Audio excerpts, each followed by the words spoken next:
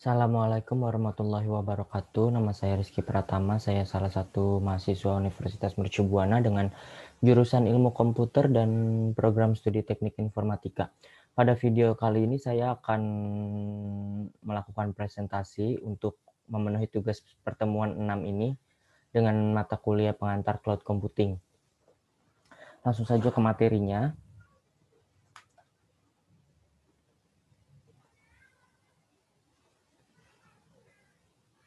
Oke, pada materi kali ini saya akan membahas tentang layanan cloud computing. Yang pertama ada SaaS atau Software as a Service. Untuk pengertian dari SaaS ini sendiri, Software as a Service atau yang disingkat SaaS ini adalah perangkat lunak yang bisa digunakan dan diakses melalui internet tanpa harus melakukan pembelian program atau sistem, serta perangkat keras. Sesuai namanya, layanan cloud computing jenis ini disediakan dalam bentuk software atau perangkat lunak. Melalui SaaS, kita dapat mengakses software dengan mudah tanpa perlu menyediakan storage perangkat kita khusus untuk menyimpan aplikasi tersebut. Penyedia layanan juga akan menjamin ketersediaan dan reliabilitas aplikasi miliknya.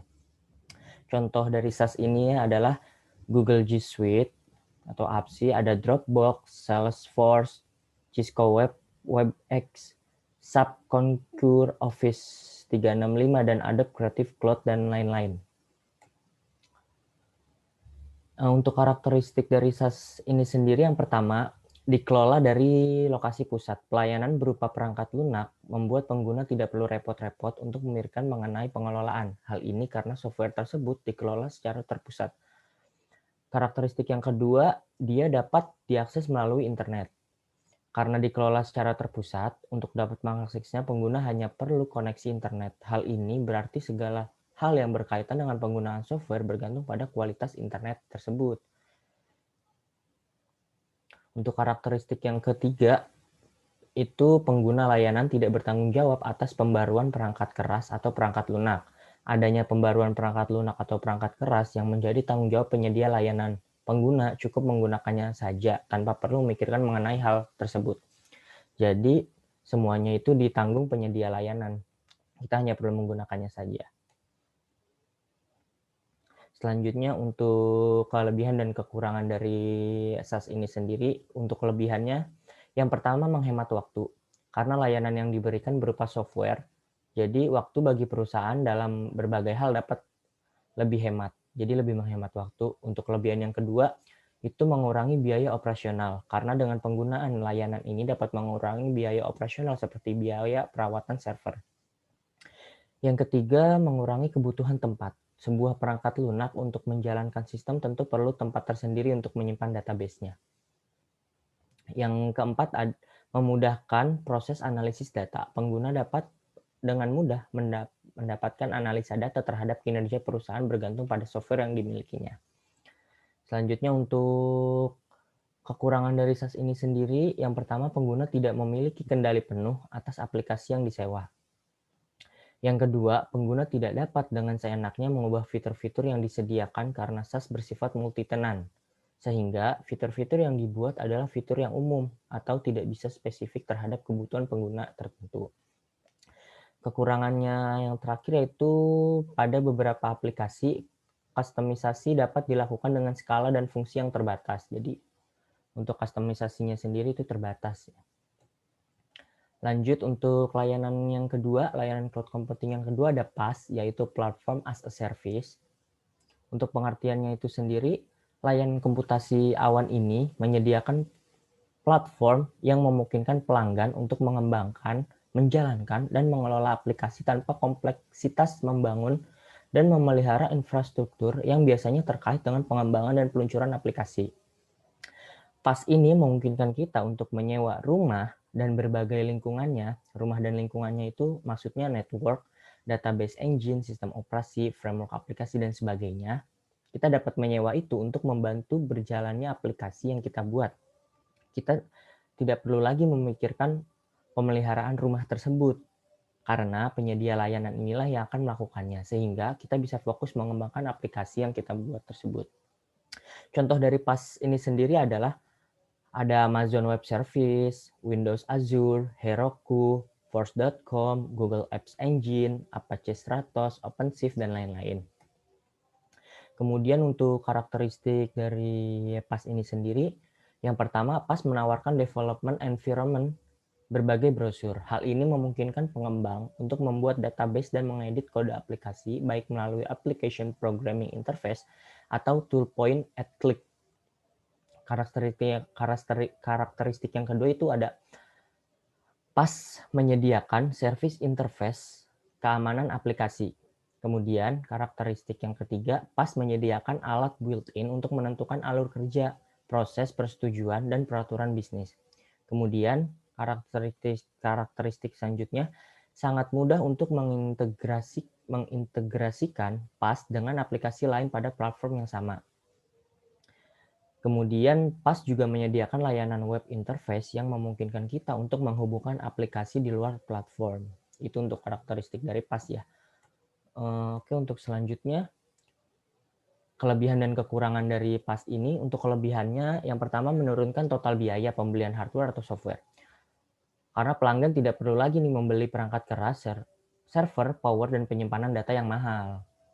Jadi menurunkan total biaya pembeliannya.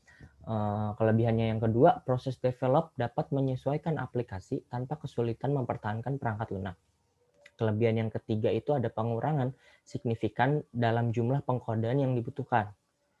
Kemudian selanjutnya, kelebihan yang selanjutnya, migrasi lebih mudah ke model hybrid. Itu untuk kelebihan dari PAS.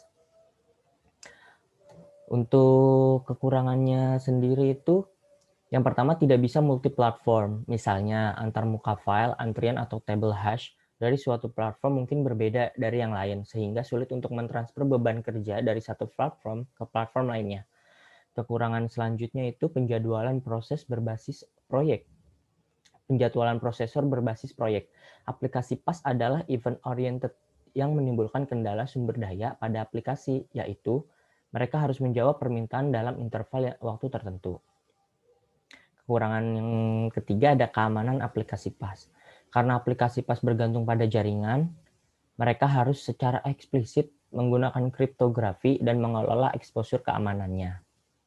Itu untuk kekurangan dari layanan PAS ya. Untuk selanjutnya, layanan cloud computing yang terakhir ada IaaS atau Infrastructure as a Service. Untuk pengertiannya, IaaS itu sendiri adalah jenis model layanan cloud yang pada dasarnya merupakan server fisik dan virtual server. Pada penyedia layanan IaaS, menyediakan resource cloud seperti server, jaringan, storage, dan ruang data center. Jika dibandingkan dengan dua layanan cloud computing sebelumnya, bisa dibilang IaaS ini lebih kompleks. Untuk contoh populer dari IaaS ini termasuk DigitalOcean, ada Linode, Rackspace, Amazon Web Service, Cisco Meta Cloud, Microsoft Azure, dan masih banyak yang lainnya. Ibaratnya, saat kita menggunakan IaaS ini, maka kita sedang menggunakan sebuah mesin komputer virtual. Oke, untuk karakteristik dari IaaS ini sendiri, yang pertama, sumber dayanya tersedia sebagai layanan. Yang kedua, biaya bervariasi tergantung konsumsi. Yang ketiga, layanannya sangat scalable. Yang keempat, banyak pengguna di satu perangkat. Yang kelima, organisasi tetap memegang kendali penuh atas infrastruktur. Dan yang kelima, dinamis dan fleksibel. Lanjut ke kelebihan dan kekurangannya. Untuk kelebihan dari IaaS ini sendiri, yang pertama, model cloud computing yang paling fleksibel. Yang kedua, mudah untuk mengotomatiskan penyebaran, penyimpanan, jaringan, server, dan kekuatan pemrosesan. Yang ketiga, pembelian layanan dapat didasarkan pada konsumsi. Yang keempat, klien memegang kendali penuh atas infrastruktur mereka. Dan yang kelima, research dapat dibeli sesuai kebutuhan.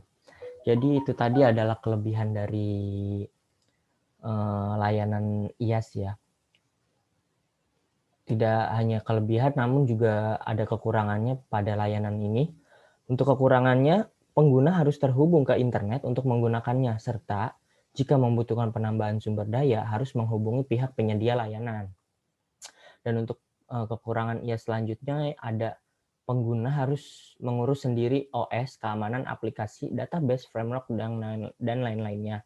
Karena yang disediakan di IaaS ini hanya server dan jaringan. Jadi kita bisa bebas mengelola sendiri dan kita yang harus mengurusnya sendiri tuh. Dari OS, keamanan aplikasi, database, framework, dan lain-lainnya. Oke, sekian untuk presentasi kali ini. Kurang lebihnya mohon dimaafkan. Wabillahi taufiq wal hidayah. Wassalamualaikum warahmatullahi wabarakatuh.